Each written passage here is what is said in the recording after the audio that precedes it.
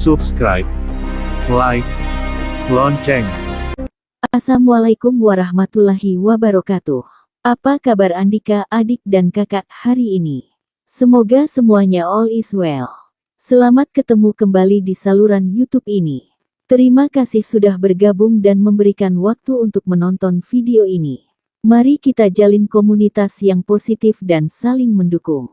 Jangan lupa untuk like, subscribe, dan aktifkan lonceng notifikasi agar tidak ketinggalan konten terbaru dari channel ini. Kali ini Bunda akan bercerita tentang ketika Nabi Musa menempelkan hujung tongkatnya, seketika tongkat itu berubah menjadi seekor ular. Melihat hal tersebut, Firaun hanya tertawa meremehkan. Lantas dia menyuruh kedua penyihirnya untuk menunjukkan sihir seperti itu. Lalu mereka membaca mantra yang seketika tongkatnya bisa berubah juga jadi ular yang lebih besar. Kemudian ular-ular itu untuk adu mekanik.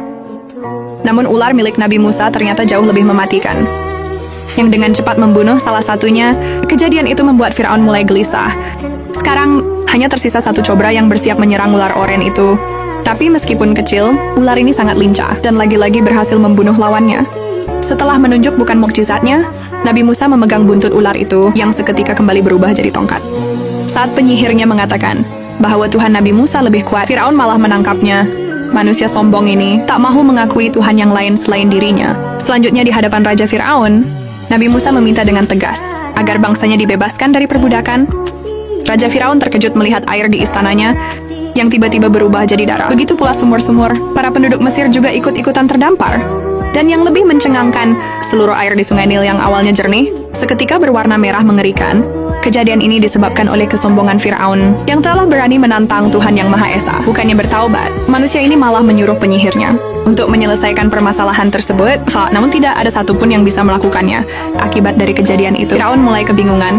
Karena bencana demi bencana datang silih berganti. Pada awalnya, negeri Mesir dilanda oleh wabak kodok, seluruh wilayahnya dipenuhi oleh haiwan. Amfibi itu juga mereda. Muncul lagi wabah lalat yang menjijikkan, hingga menyebabkan banyak kuda-kuda peliharaan mati. Ditambah lagi, penduduknya terserang penyakit cacar yang mematikan. Namun seolah belum cukup ini.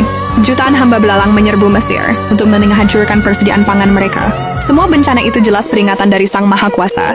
Akan tetapi Raja Firaun tetap kehendaknya dengan mengaku sebagai Tuhan. Nabi Musa memimpin kaumnya untuk melarikan diri dari kejaran Firaun dan pasukannya yang kejam. Tibalah mereka di tepi Laut Merah dan malah terjebak karena enggak ada jalan lagi. Dalam situasi terdesak itu, Nabi Musa berdoa untuk meminta petunjuk dari Tuhan. Tak lama dia pun mendapat perintah untuk mengangkat tongkatnya ke arah laut. Tiba-tiba keajaiban terjadi. Semua orang pun terkejut melihat laut yang terbelah. Bahkan sebuah jalan kering di tengah-tengahnya. Inilah mukjizat yang diberikan Sang Maha Kuasa kepada Nabi Musa. Meski begitu, Raja Firaun yang sombong tetap tak mengakui adanya Tuhan selain dirinya. Dengan cepat, sang Nabi mengajak kaumnya untuk melintasi jalur. Yang kedua sisinya terdapat tembok air laut yang menjulang tinggi. Firaun yang tak ingin menyerah nekat mengejar mereka melewati jalan tersebut. Akan tetapi, ketika Nabi Musa dan kaumnya telah sampai duluan, di seberang disitulah dia kembali mengangkat tongkatnya. Atas perintah Tuhan, secara perlahan, air laut itu mulai menyatu kembali, sehingga menenggelamkan Firaun dan seluruh bala tentaranya. Karena ceritanya sudah selesai, maka wassalamualaikum.